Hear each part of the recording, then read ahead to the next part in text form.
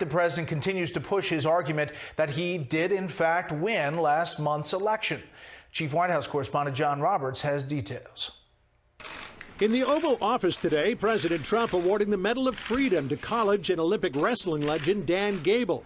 The president comparing Gable's win-loss record to his, and again suggesting he prevailed on November 3rd. You know, in politics, I won 2, so I'm 2-0.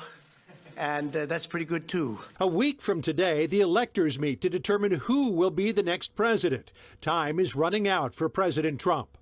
Are you looking to change the outcome of the election or try to make a case to the American people that it wasn't fair? Well, I think the case has already been made if you look at the polls. It was a rigged election. You look at the different states, the election was totally rigged. While the president's legal team and recounts have identified irregularities in the voting, it's not of a provable scale to erase Joe Biden's lead.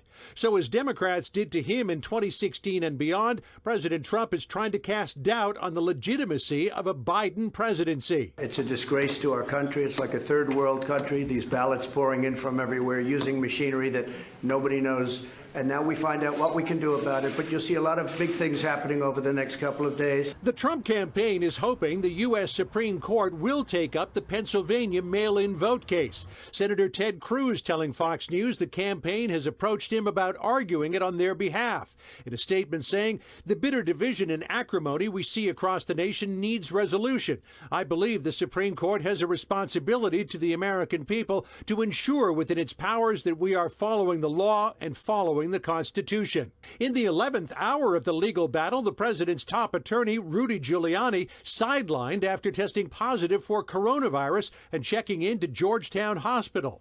Giuliani speaking with the president this morning. Well, I just spoke to him. He's doing very well. No temperature, and he actually called me early this morning. It was the first call I got. Now he's doing very well. Rudy Giuliani was a great mayor, and what he's doing now, and he will say it, is even more important. As the clock ticks down toward the elector's certification, the White House is also working with Congress on another COVID relief bill. The White House wants more paycheck protection and money for vaccine distribution.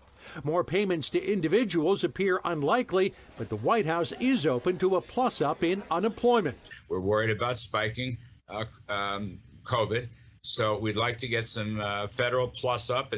I think the number is congregating around $300 a week, which would be acceptable to the administration. Tomorrow, President Trump will host a White House summit on the soon-to-be-released coronavirus vaccines. As part of that summit, the president will sign an executive order ensuring that the U.S. government prioritizes Americans in receiving the coronavirus vaccine before it is sent to other countries. And, Brett, tonight, the White House also pushing back on a report that it turned down an offer from Pfizer late last summer to procure more doses of the vaccine. The White House saying that's simply not true. And if Pfizer's claim that it may not have more doses of the vaccine for the U.S. market until next summer, White House official told me that's simply Pfizer, quote, negotiating in public.